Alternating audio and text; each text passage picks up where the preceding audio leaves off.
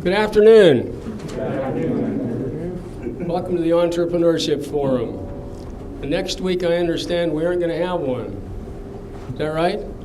Spring break? You're okay with that? All right, good.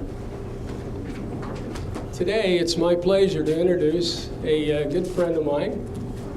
He is now, and I want you to give him a round of applause of congratulations. He was COO of Brighton Bank, and he is now going to be CEO.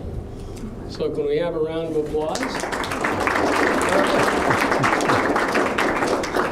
And, he's been with Brighton since 2009, and he has over 35 years of commercial, industrial, and real estate lending experience in the local market. Why would this be beneficial to you? Brighton Bank is a community bank, smaller bank, but smaller banks generally are more attentive to the needs of borrowers than larger banks. And but I'm going to let Robert Bowen tell you about that. He has served on the as a board member of the Utah Bankers, and he's a member of the Board of Trustees of ArtSpace of Utah, which is a local nonprofit organization serving the Salt Lake low to moderate income housing market. And he previously served on the advisory board of the Marriott School of Business at Brigham Young University. He is a graduate of that Marriott School with an MBA and a banking and finance degree. That would be BYU. And so without further ado, let's give a big round of applause for Robert Bowen.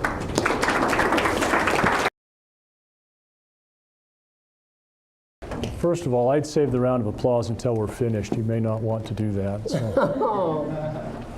I appreciate being here. This is a good opportunity, and I would like this to be very open and informal. If you have questions, please ask as we go along. A lot of this information is not, and I admit, it's not the most exciting stuff to talk about, but I think it is beneficial, especially in the setting of an entrepreneurial forum. You know, banking is going to be an essential part of any business. That's just one of the facts of life. And we'll talk about that a little bit as we go on. Yeah, and I have to kind of explain my background a little bit. When I started out in college down at, I started out at a junior college down in Arizona. Is that the right direction? Yep, that's good. Played basketball there for a year, left for 2 years and came back to BYU and tried to play basketball, and then Danny Ainge showed up, so I figured they didn't need me any longer. That dates me a little bit, but I started out as an undergraduate in chemistry, and with the intent of applying to medical school, and ended up not being accepted the first year I applied, so I went into the MBA school and enjoyed it, and ended up staying there. So banking I fell into it by accident. So that's kind of where we started. But looking at the banking industry, there are various types of financial institutions that are available. Certainly the national banks, those would be the Bank of Americas, the Chase Manhattans, the U.S. banks, some of the larger banks that spread across the country. Regional banks would be a Zions Bank, a SunTrust Bank down in the south. And then community banks. Community banks are usually the smaller banks. They're classified as those being under $10 billion in assets. And if you look at a bank like ours, we are truly a community bank. We are about, any given day, probably 190 million in total assets. So as you compare that against a Citibank, who was well over $1 trillion in assets, we're considered very small. and in some respects fairly insignificant. But a community bank, as Rick said, will center and will focus on really small business lending. That's our forte, that's what we do, and that's what we spend most of our time in that arena. We also have credit unions. Credit unions are, and I won't get into the banking credit union debate. Credit unions are supposedly nonprofit, tax-exempt institutions that function basically as banks do. Utah is a little bit unique in the market. We have a category called industrial loan corporations. And those are banks that are organized by generally companies that use the banking markets to facilitate their own financing and financing their products. So in Utah, there's a Pitney Bowes Bank, there's a BMW Bank, there's you've heard of Ally Bank, possibly. That's the old GMAC financing arm. Those are industrial loan corporations, and so they focus on specific industries and specific markets. And then there are others that I'd include those as the check cashing companies and the title loan groups. So, okay. These next couple of slides talk primarily about how the market in general is broken out, and the most recent information I had was 2013. But you can see here how the market has changed. In 2000, the diversification of assets was broken out with the top 10 banks holding about 38% of total assets. The smaller community banks around 15%, credit unions kind of stay fairly consistent. 2005, there was a significant shift. And that really started when the market was very, very healthy and strong, and that's kind of the start of the growth that led to the Great Recession. But you can see where in this period of time the large banks consolidated and expanded and increased their asset bases. That came primarily from the regional banks and the small community banks. Both of those have lost market share, where the largest banks have gained market share. And if you look at other countries, the United States is fairly unique. There are over 7,000 banking institutions in the United States. If you go to Canada, there are 5. If you go to the European countries, there are very few, and a lot of those are controlled by the national government. So the United States, kind of the entrepreneurial spirit of the United States is driven by the banking community. And most of the 7,000 banks are made up in that small community bank range. So, okay. Looking at deposits, you kind of see the same story. Deposits have grown in the top 10 banks, and the smaller banks have lost ground and lost market share over the last decade or so. Okay. Okay, looking at loans, again, kind of the same story. These large national banks, their loans are going to be primarily the corporate loans. Loans to the General Motors, Chrysler, Ford, the major corporations. They're multi-billion-dollar loans. Small banks, community banks, a bank our size, our largest loan is going to be no more than $3 million. So we are limited on the kind of customer we can help, but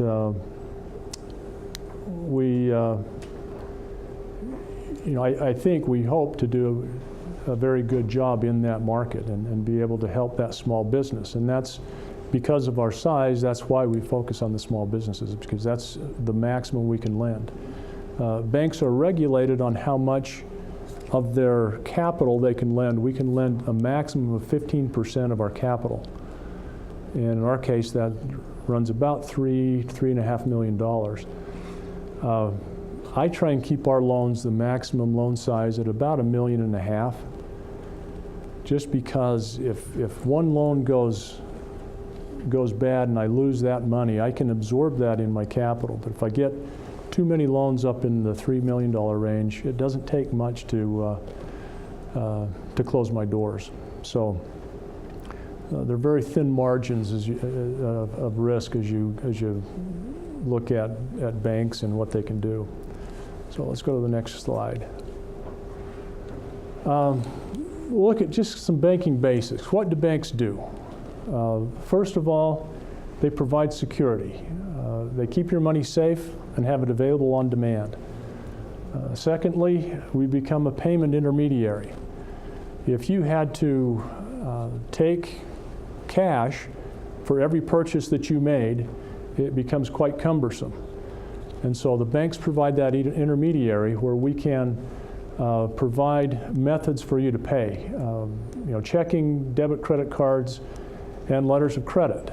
Can anybody tell me what letters of credit are used for?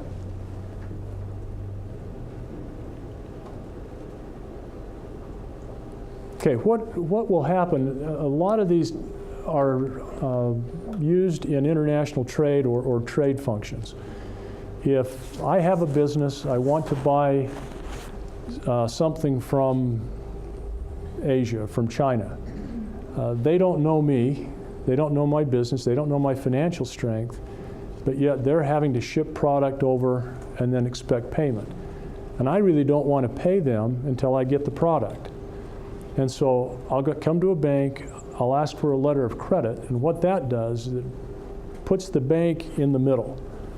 And so the bank becomes that intermediary. The bank will say, okay, manufacturer, as soon as you ship, then I guarantee that you'll get paid.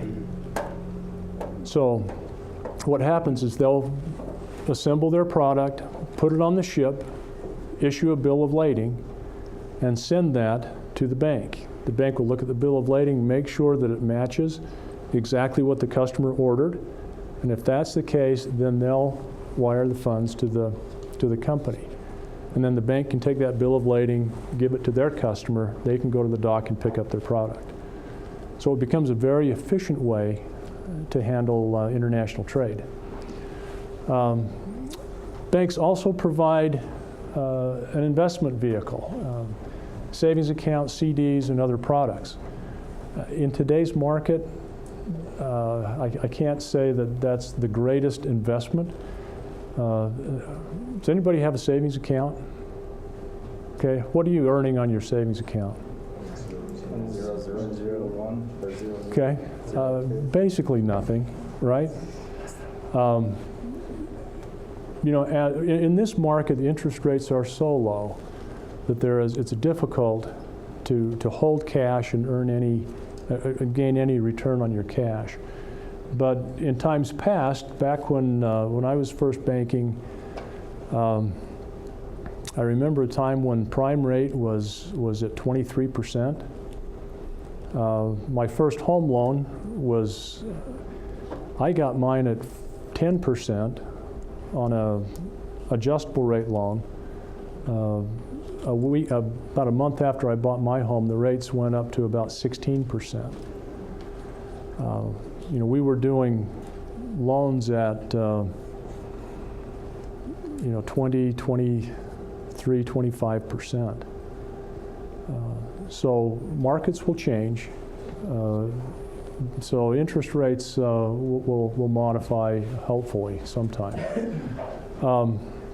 And then banks also, one of the primary functions of a bank is to replace cash shortfalls. The only way businesses will operate is with cash. And we'll have some other slides a little bit later, we'll talk about that. But the bank replaces the shortfalls. If you don't have enough cash, the bank steps in and can provide that for you. Okay. Okay, so we look at security. why do businesses, why do people put money in banks? Because they're secure. They're covered by FDIC insurance. The current level of insurance is $250,000, is 100% insured. Banks are highly regulated. 2 weeks ago, we just finished an exam by both the state division of financial institutions and the FDIC. You also have regulators. The Federal Reserve is a regulator. The Controller of the Currency, the OCC is a regulator. NCUA, National Credit Union Association, is a regulator. So banks have a lot of scrutiny, and they're watched over very closely. We're restricted on the types of assets we can own.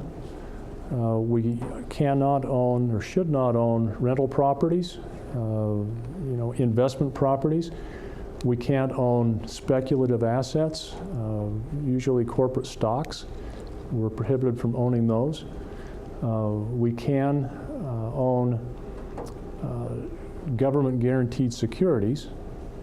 We can own municipal bonds with certain levels of credit ratings. So we have to hold our assets in very secure types of assets. We're required to maintain certain levels of capital. A bank is very leveraged. As we'll talk a little bit later, a bank borrows most of its money. The money that I lend typically comes from deposits that people put with the bank. And so my leverage ratio is usually 12 to 15 to 1. If you look at most businesses, I would never lend to a business with a 15 to 1 debt to asset ratio. But a bank functions that way. That's the way we're set up. And that's the reason that we're highly regulated. Isn't that because you're regulated as well? They wouldn't let you lend to that kind of a business. Right, for the most part. right. You say we're restricted on the types of assets we can own. We have to hold, our loans have to be high quality loans. And the regulators are very strict. They review every loan that we have and they grade those. And if we have too many loans that they don't consider to be high quality, then they, again, could shut our doors. So very careful on who we lend to and what we lend. And we are also required to maintain adequate levels of liquidity. So that means we have to have enough cash on hand to handle anybody that wants to come in and take their money back.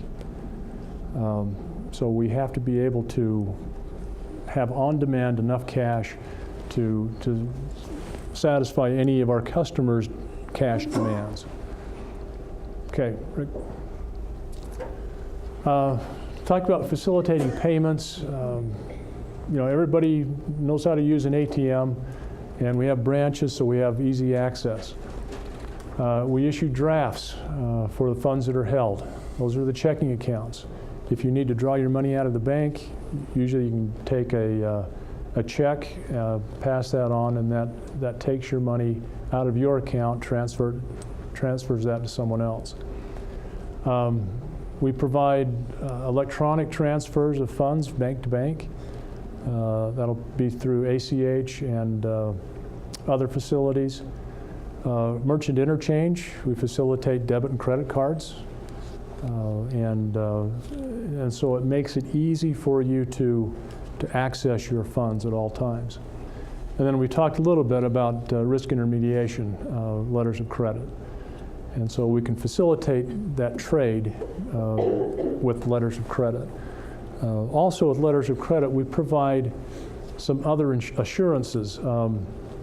For example, if you are a developer and you're building a subdivision, you have to be able to guarantee that the buyers of your lots or the buyers of your homes will have clear title and completed improvements for that subdivision. And so the city will require, before they record their final plat, that they have a guarantee that those improvements will be finished. And so the builder will come to a bank, ask for a letter of credit, and so we guarantee the city that those improvements will be finished. And we do that by taking an assignment or a security interest on all of those lots. So if they don't finish, we can foreclose, we'll finish the improvements, and the lots can be sold. Okay, so, okay, Rick. Okay, we provide investment vehicles. We talked about accounts, different types of accounts. Those are interest-bearing. Many banks also sell insurance. They sell annuities, other opportunities for any individual or business to invest their funds, their excess funds. Okay. Okay, we replace cash shortfalls. If you look closely, there are only two sources of cash, personally or in your business. It either comes through equity or it comes through debt. Okay, is there any, can you think of any other sources? Okay, let's go to the next slide. I think that's a discussion of what equity is. Okay, equity comes from capital injections, and it comes from your retained earnings. Okay, where do you get your capital injection? Investors, actual cash. Okay. Okay, it's your own cash. Investing. Other investors that are willing to take a percentage. Okay. Okay, where do you come up with your retained earnings?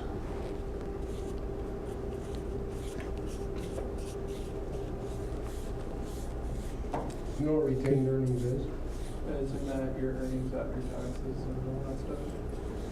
After it's what's left after you pay all the bills and you keep in the business rather than spending it. Yeah. So retained earnings are your profits. Okay. So you have your initial cash that your investors put in, that you put in, and then you grow your business by retaining those profits. If you end up taking all of your profits, spending those, or giving those back out to the investors, you know, then your growth is limited. Okay, your equity is limited. Okay, so let's go to the next slide, Rick. Okay, so we talk about cash. It comes from equity, and the only other source is from debt. So you have your initial investment, you have your retained earnings. But if you're growing, you may not have enough cash to support your growth. If you have to buy new inventory, if you have to finance your receivables, then you're going to need some additional capital, some additional cash. And so that's what the bank provides. You can get that debt from trade credit. So what is that? What is trade credit? Like a membership at a gym, that somebody will sign a contract and it's overtime received as it coming in? Okay, not quite, not quite. Say you are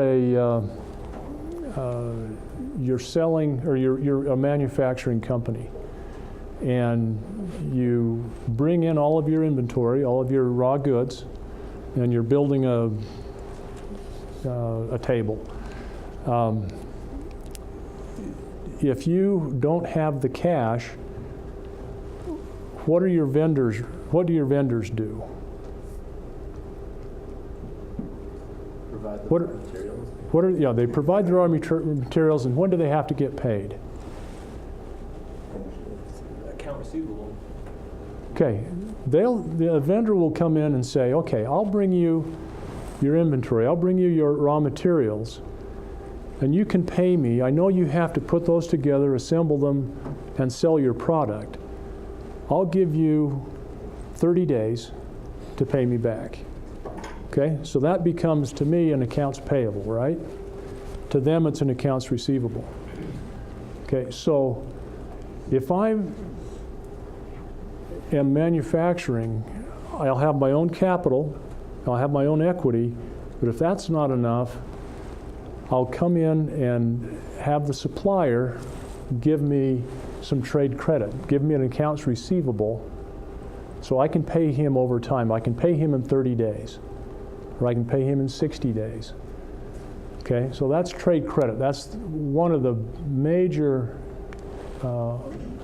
areas where a business will finance their products or finance their operations. Okay, institutional credit, Before you leave that, Rob, okay. one thing you want to point out is that when you talk to your supplier, he may have terms on that, and he may say to you something you'll hear, 210 net 30. And past 30 days, you've got say an 18% cost of keeping that trade credit if you go beyond the 30 days. But if you pay it in the first 10 days, they'll give you a 2% discount on that.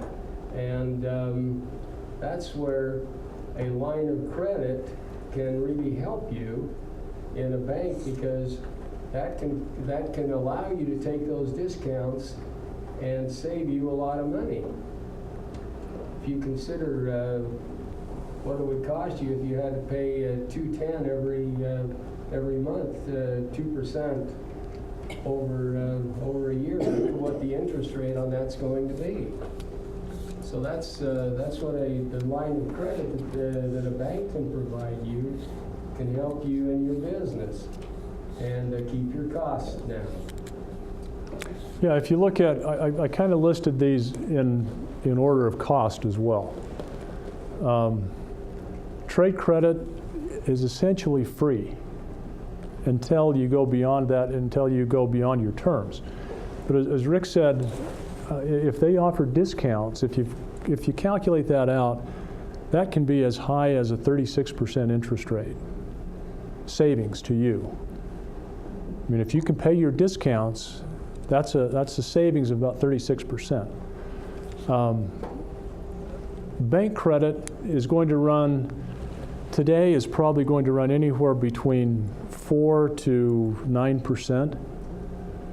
Okay, so you can go from zero cost to 9%. Third-party investors, who are those? You know, that's your rich uncle. You know, or those are people that we call them hard money lenders, and so they'll come in with charge you 2% up front on the total amount that you borrow, and a 12, 15, 20% interest rate.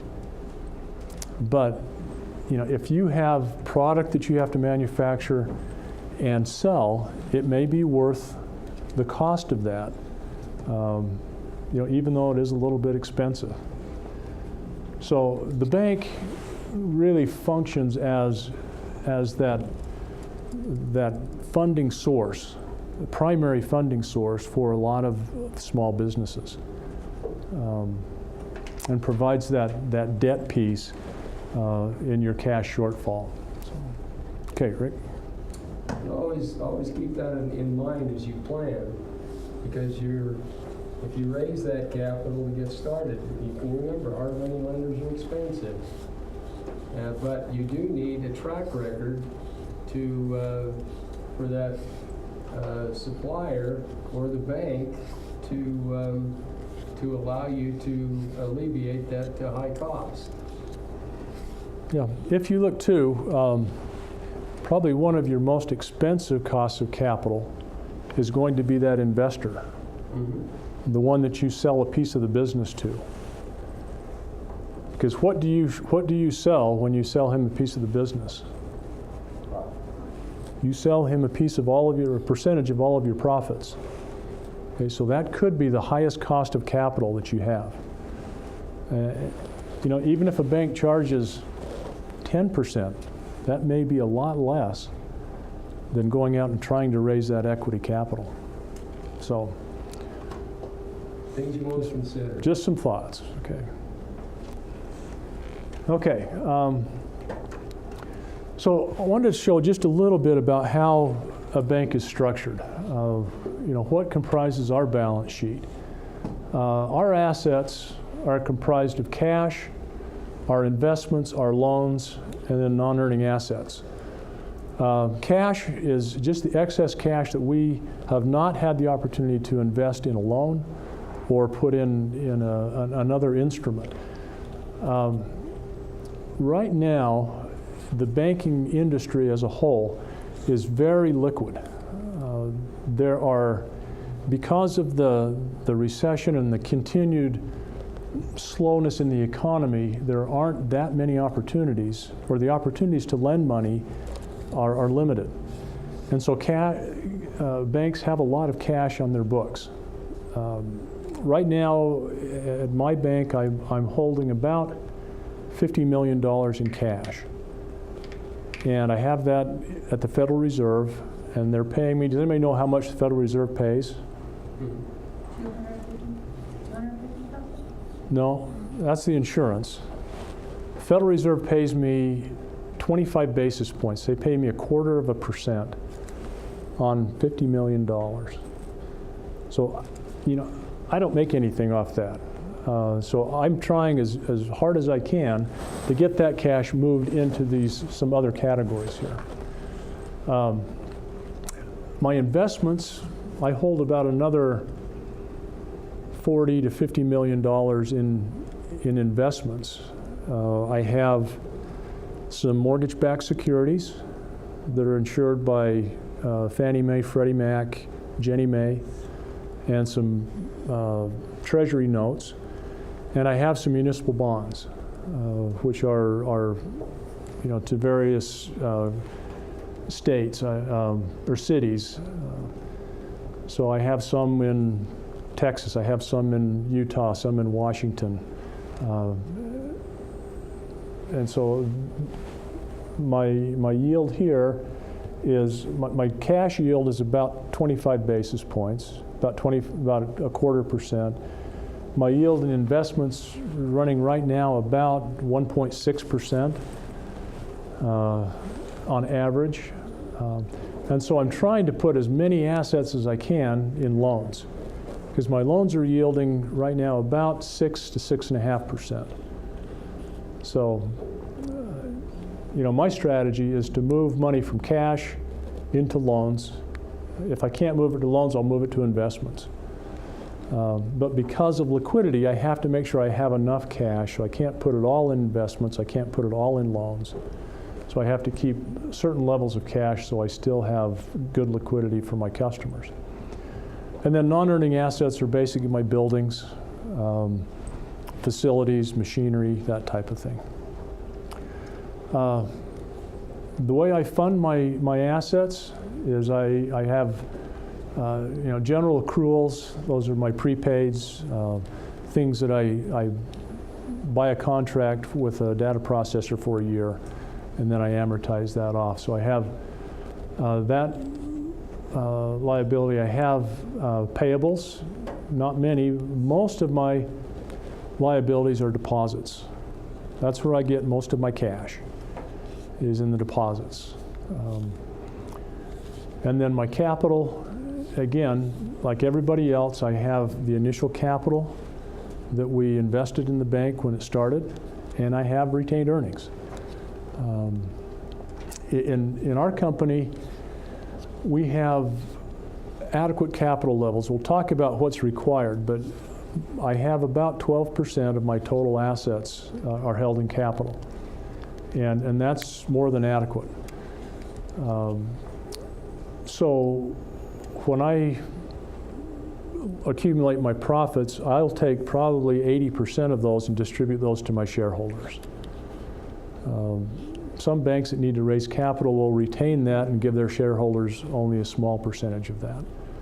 But because we have such a good base of capital, we're able to distribute more of that to our owners. So, okay, Rick.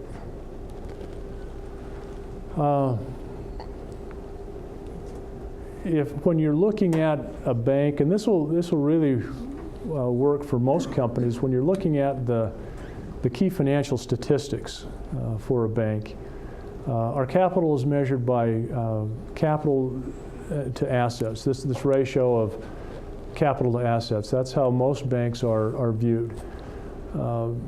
New regulation during the last 5 years has come out with a new capital requirement and capital minimums. The new minimum now is 4% capital to assets under the Basel III Accords. Ours is about 12%, so we're sitting in a good position. And that's up from prior to the recession, the minimum was about 2%. And so the banks like a Citibank, they'd have 2 to 3% capital to total assets. We have different levels of capital they look at, and I will not bore you with all of those because I don't understand most of them anyway. So, but then profitability, we look at return on equity. What kind of return do we give our investors? That's a critical measurement. That's income divided by your total equity. Return on average assets. How efficient are we using our assets? We use an efficiency ratio, which is a calculation that I use. I look at what does it cost me to earn $1. So my efficiency ratio today is about 65%. So I spend 65 cents for every dollar that I earn. Okay. Banks, a good performing bank will be in that 55 to 65% ratio. When I was at U.S. Bank a number of years ago, our efficiency ratio was about 42%. And that was primarily the result of having a good percentage of our income coming from credit card services and payment services. So we weren't spending much to earn income. So, and then we look at net interest margin. What do I charge on loans and how much do I pay on deposits? I probably shouldn't tell you what our cost of deposits, our cost of capital is right now, but our bank, because of the structure of our deposit base, I have the lowest cost of funds of anybody in the state right now, because most of my deposits are checking accounts. They're demand deposits that I don't pay any interest on. So I've been very, very fortunate in that respect. Other banks, some of the ILCs, they run their bank on brokered deposits, which means they'll buy certificates of deposit and they'll be paying 2 to 3% for that money. Where mine, I'm paying actually 0.7%. So there's a little bit of difference. The biggest issue with banks is loan quality. We look at the Texas ratio. That was a ratio that was developed back in the 80s, and that's probably before most of you were around. But that's when the savings and loan industry went into crisis, and there were just a myriad of savings and loans that were closed because of a lot of, actually it was just bad lending practices, similar to what we just went through. And so they developed this Texas ratio because Texas was kind of the leading culprit. But what this is it's a ratio of non-accrual loans or classified assets. Those are considered by regulators and by banks to be bad assets or bad loans or troubled loans. Loans that are 90 days or more past due. OREO, which are properties that we've foreclosed on and taken back. And TDRs, which is a troubled debt restructure. That's another regulatory classification. If we work with a customer, if a customer is having a struggle and can't pay their loans or can't pay their bills on time, the bank may come in and restructure the credit. They may lower the interest rate, they may extend the term, They may do something to make it a little easier for the borrower to pay. If we do that, we have to classify that and report those to the regulators. So we take all of our our toxic assets and divide that by our capital and allowance for loan and lease loss. So we have to take a percentage of our profits and put that in reserve for bad loans. So that's a ratio that just kind of shows how many bad loans do you have as a percentage of your capital.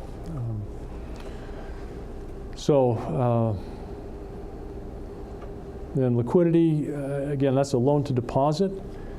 A bank would like to have preferably about 80% of their deposits out in loans, funded in loans. My bank right now, because of the struggles we've had to find some good loans, I'm running at about 53%.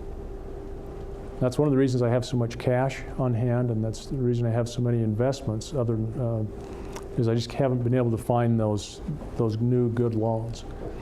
So that's a key ratio that regulators will look at. And then look at liquidity ratios, cash, Fed funds, available for sale securities to total assets. So, okay. As you become entrepreneurs, you don't want to be Texas, you don't want to be toxic. Yeah, the Georgia and Florida are the new Texas. If you look at this last recession, there were more banks closed in those two states than any other states in the union. It's interesting. And the main reason, again, is bad loans. Not having the credit standards in place to keep your portfolios clean. So, Taking that swamp land as collateral. Exactly. So. Okay, income drivers. We've talked a little bit about this. Our primary source of income is interest on our loans and fees. So when you borrow, yes? Out of that percentage, how much would you say is made up in traditional bank fees?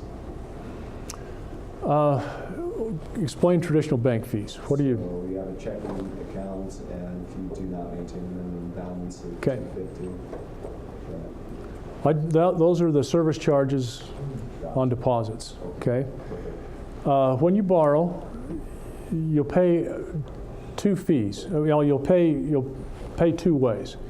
You'll have an interest rate on your loans, but generally you'll have some fees added onto that. Has anybody bought a car recently? Okay, what do they charge you in fees? Just the interest fees on the car loan. Oh, you're talking from like a dealer? Uh-huh. I didn't buy from a dealer. Okay. Who's bought from a dealer recently? Okay, they'll have doc fees. You usually have an origination fee. So that would be if you borrow for a new home, for a construction of a new home. You borrow $100,000, modest home.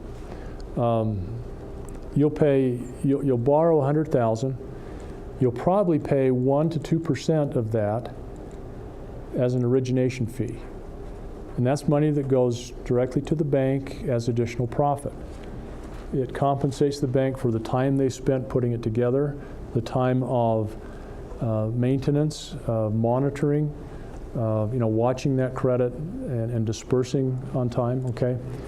So you'll pay, fees, and that's a big part of the income. Interest on investments, and this is based on kind of the ratios at our bank, and this will vary on banks. Investments is a big piece. Bank card income, very small for us. Other banks, it may be huge. Service charges on checking accounts. And just a caution, as a consumer, when you have a checking account, it costs a fortune to be overdrawn in that account. For every check that comes through that's overdrawn, banks will charge anywhere from $20 to $36 per check. And it may be a $5 check. That comes through the bank. If you don't have enough funds in the account, you'll get hit with a $36 charge. Huge cost. So, yeah, okay. Expense structure, biggest expense, salaries. In our case, interest on deposits is very low. Other banks, that may be a significant piece. Occupancy expense, rent on buildings, and other operating expenses, that's paying for our data processing, it's paying for our IT, it's paying for all of those other services. Okay, last slide. Yeah, and in a bank, we manage risk. That's basically all we do. Since we're using other people's money to make our money, we have to make sure that we manage that risk, that we have that money to give back. And so the key to the bank is everything that we sell, we basically lend other people money. We have to have that given back to us. We're unique in that way. Whatever we sell, we get back. Well, we want to have back. And so we have credit risk. And we offset that by doing a credit analysis, looking at the financial structure, the financial viability, the strength of our borrower. How capable are they of paying us back? And then we also take collateral as a second fallback. If they can't pay us back, we want something that we can sell to get our money back, because we can't afford to give it away because it's really not ours. Operating risk, that's checking and savings accounts. That's business fraud, and we offset that by strict policies and procedures. We hold funds for a certain period of time to make sure they're cleared and they're good funds before we'll let somebody draw those out and write a check on those accounts. Market risk, who knows when the next recession will hit. Your guess is as good as mine, but we adjust for that by adjusting in our credit policies to make sure that we're prepared for a market downturn. And reputation risk is done by training our employees and demanding high performance. So, okay, I think most of you are still awake. We lost a few, but I appreciate your being here. A couple of things that you want to remember, and this is from the old guy that's going to have a birthday tomorrow. But it's always, you cannot, in today's world, start a bank. The regulators are not allowing new banks. The other thing to remember, and this is my advice, is that I would think that you would want to have relationships with two banks.